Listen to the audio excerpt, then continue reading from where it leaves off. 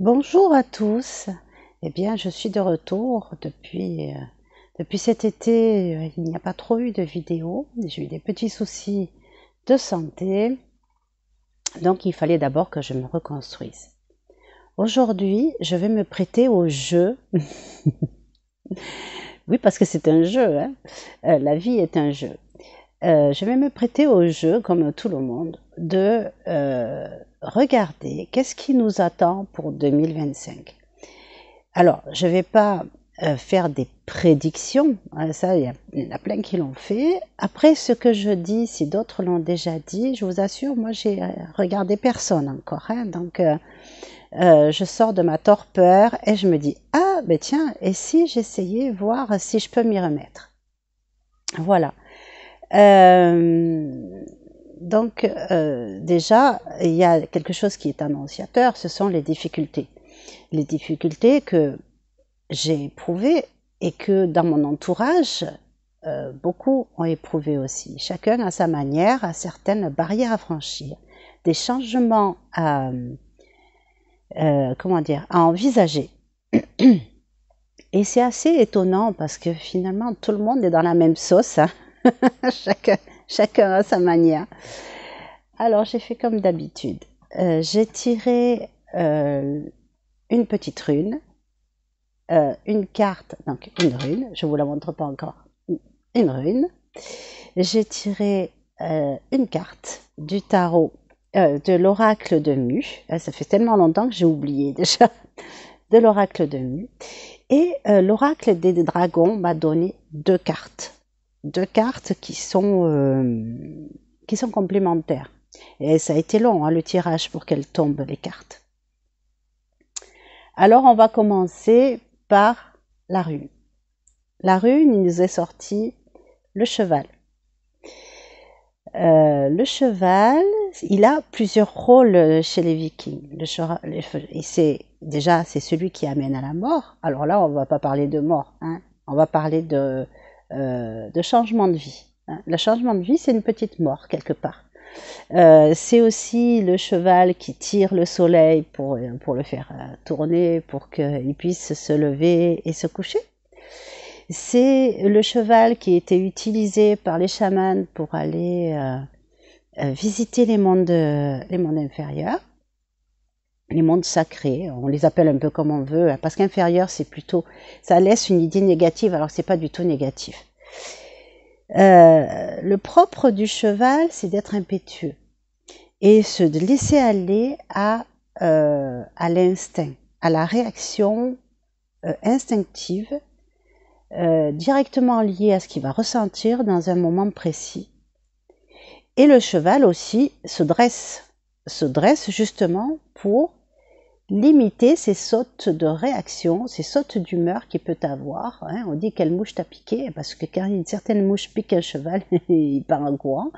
Donc voilà. Et donc là, ce qui nous est annoncé, c'est que nous allons devoir faire attention à nos émotions. Il va arriver des choses. Bah, voilà. Et chacun dans sa vie commence à voir venir des trucs qui vont bouger, surtout en début d'année. Ça vient de m'être parachuté. En début d'année, le premier trimestre, ça va être badablanc et il faudra tout le reste de l'année pour s'en remettre. Amis de la poésie, voilà. Bienvenue au club. Alors, c'est pas que pour moi, hein, je me sens concernée parce que bien évidemment, je suis dans le même bain que tout le monde, hein. C'est pas, je suis pas dans une tour d'ivoire qui dit ah ben il va vous arriver ça, etc. Non, on y est tous, hein. Donc, ce qui va nous être demandé pour essayer de sécuriser au mieux les événements qui vont s'approcher, ça va être de tenter de maîtriser nos émotions et nos réactions. Ne rien faire sous le coup de la colère ou de la tristesse, ou voilà, de bien réfléchir avant d'agir. Ça, c'est ce que disent tout ce que j'ai tiré, hein, c'est dans le même goût. On va avoir, par contre, nos émotions et vraiment nos émotions vont être mises à rude épreuve. Et j'entends parce qu'on a du nettoyage karmique à faire, du nettoyage, certains diraient akashique, ou enfin, j'aime pas trop ces mots qui mettent dans un domaine particulier. Tout se ressemble, tout se relie. On a des histoires passées, que ce soit de notre petite enfance ou transgénérationnelle, ou dans des vies antérieures, avec des engagements qui sont pris, avec des postures, des choses, des histoires qui ne sont pas résolues.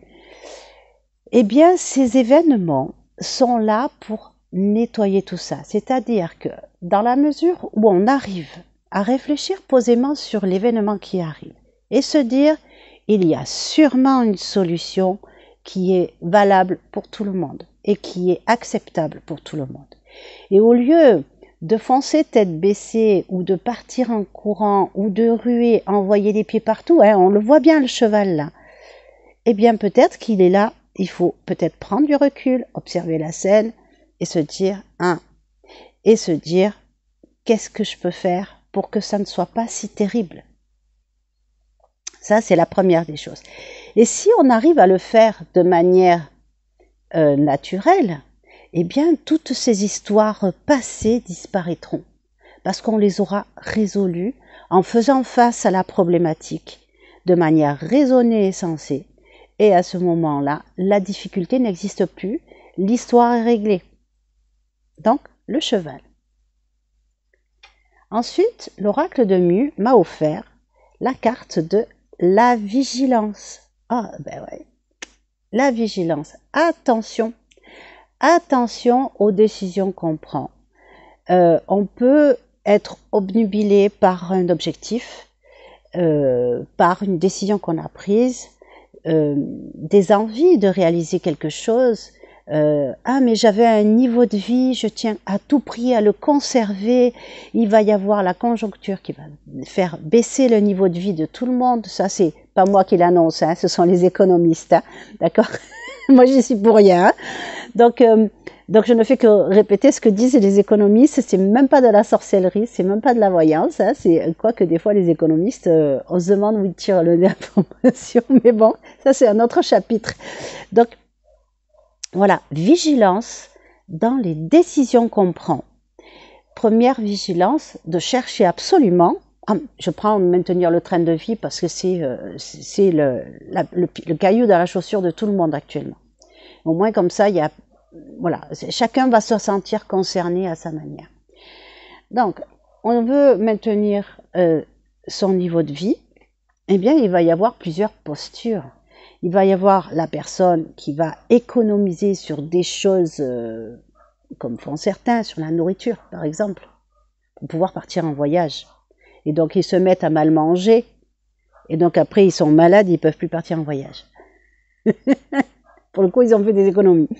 Donc, ou alors d'autres qui se sont dit, tant pis pour le voyage, on va manger bien, manger des choses qui sont le moins possible mauvaises pour la santé. C'est pas donner à tout le monde d'acheter du bio, mais on peut manger sainement sans pour autant acheter du bio. En étant en conscience que certains légumes sont plus traités que d'autres, par exemple, en faisant un choix dans l'alimentation équilibrée, hein, ça c'est du bon sens. Et à partir de là, ça on va préserver la santé et peut-être, qui sait, en économisant les frais médicaux, on pourra peut-être partir en voyage. Voilà, ça c'est une chose. Et il y a ceux qui vont purement et simplement chercher à escroquer les autres pour pouvoir à la fois continuer à manger bon et à partir en voyage. Donc ça, au niveau karmique, c'est pas gégène, voilà. Mais il y en a qui le font. Alors, là, ça nous incite à la vigilance. Surtout, ne pas basculer dans l'incorrection, dans le déséquilibre, dans l'inéquité et dans l'envie. Ça vient de m'être soufflé. Et dans l'envie. regardez au fond de vous, vous avez énormément de ressources. Et vous avez la ressource pour trouver les solutions. On peut aussi accepter de réduire la voilure un petit moment. Hein, ça va redémarrer, ça c'est cyclique. Ça c'est les économistes qui le disent. Hein. Avant, eh bien, pour que l'économie redémarre, il faut qu'elle se casse la gueule à un moment donné. Pour pouvoir remonter, eh bien, il faut descendre. Voilà. Donc il y a un moment donné où il y aura la reprise. Et donc on va accepter de réduire un peu la voilure. Et puis comme ça, quand ça va revenir, eh bien on saura apprécier ce que la vie nous offre parce qu'on aura mangé la vache enragée. Hein, voilà. Donc là, vigilance dans les décisions que vous prenez. Donc même message que là, posez-vous, réfléchissez et prenez des décisions mûries. D'accord. Maintenant, l'oracle des dragons m'a offert 2 cartes. On a d'abord la reine Onag. Alors, je ne sais plus si elle est déjà sortie celle-là. Une solution géniale se profile. Eh bien, elle nous dit sensiblement la même chose que la vigilance. Mais ce qu'elle nous dit en plus, c'est que les ressources, on les a au fond de nous. Et qu'il faut vraiment, vraiment, vraiment prendre le temps de regarder la situation et de voir qu'est-ce qu'on peut en tirer de positif. Voir toujours le verre à demi plein. Qu'est-ce que m'amène cette situation? Qu'est-ce que je peux en faire? En quoi cette situation est riche pour moi? Ne pas se laisser inquiéter, parce que là, il y a beaucoup de messages qui sont anxiogènes. Je ne vais pas faire du, j'allais dire prosélytisme, je ne sais même pas si c'est ça le mot qu'il faut dire. Voilà, je suis un peu un burn-out, donc il y a certains mots que j'ai du mal à, à dire les choses. Alors, ne pas céder à la panique. Ne pas céder aux messages anxiogènes qui peuvent être diffusés à la radio, à la télé. Dès qu'on se réunit entre quelques personnes, de suite on va parler du truc malheureux qui a eu lieu. Bah, pourquoi? Pourquoi est-ce qu'on véhicule ce genre d'histoire? Pourquoi ne pas plutôt véhiculer « Ah là là, ces deux-là, ben, ils ont eu un bébé, il est magnifique comme tout. Ah, ils se sont mariés, ils sont heureux, c'est super. » Vous voyez, c'est mieux à véhiculer comme petite histoire. Donc là, et en plus quand on commence à raconter des histoires négatives, celui qui est dans le cercle, qui n'a encore rien dit, il cherche bien dans sa tête s'il n'a pas une histoire à raconter lui aussi. Non mais vous voyez, c'est assez insidieux comme principe. Alors que ça serait aussi bien dans l'autre sens, hein, de chercher une belle histoire à raconter ou une histoire rigolote. Et on a la magie de Lady Luna. Ah oui, ce que nous dit aussi cette carte-là, c'est d'écouter les anciens. Hein, le conseil des anciens, de s'appuyer sur le savoir des anciens. Alors là, il y a, je pense, un message, parce que ici, on a Lady Luna et on a la magie. Alors, je ne vous dis pas de vous mettre à la magie, d'accord? Mais je vous dis, comment faisaient les anciens avant? Ils s'appuyaient sur les cycles de la lune pour semer, pour des choses de la vie quotidienne. Ils s'appuyaient sur les cycles de la lune. Qui vénère la lune? Les sorcières. Hein, voilà. Donc, on est vraiment sur le côté un petit peu magique, mais sans vraiment l'être.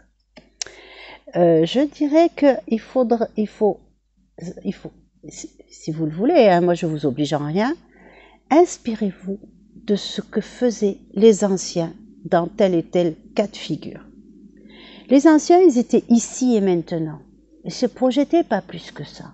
Ils avaient pas la télé, ils n'avaient pas la radio. Hein. À la limite, quand ça leur arrivait, ils avaient le journal. Pour certains qui étaient dans les maisons reculées. Et bien, ils voulaient semer. Bah, il pleut. Bah, il pleut, je peux pas semer. Ils n'allaient pas semer avec un parapluie. Ah ben, à la place, ils se mettaient au coin du feu. Ils faisaient du tricot, ils faisaient du bricolage. S'il fallait réparer une chaise, on en profitait pour réparer la chaise. Qu'est-ce que la situation m'apporte de bon? Ça, les anciens, ils savaient bien le faire.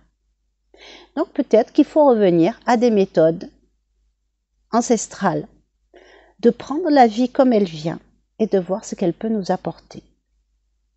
Alors, je ne sais pas ce qui est annoncé sur 2025, mais il me semble évident, d'après le message que nous avons là, que ça risque d'être assez chaud patate et qu'il va falloir qu'on essaye de rester le plus serein possible pour voir comment on peut transcender les événements qui nous arrivent en choses merveilleuses. Et je ne suis pas chez les bisounours, hein. C'est facilement, c'est possible. Je fais ça depuis quelque temps, là, c'est possible, ça marche, ça fonctionne. Ça fonctionne, c'est qu'est-ce que je vais tirer de cette situation et quel est le bonus que je vais avoir derrière, et ça fonctionne. Voilà. Ça fait bientôt 16 minutes, ça fait 16 minutes que je parle, je vais vous libérer. Je vous remercie de m'avoir écouté et je vous fais plein de bisous et j'essayerai de faire d'autres vidéos à l'avenir. Bisous!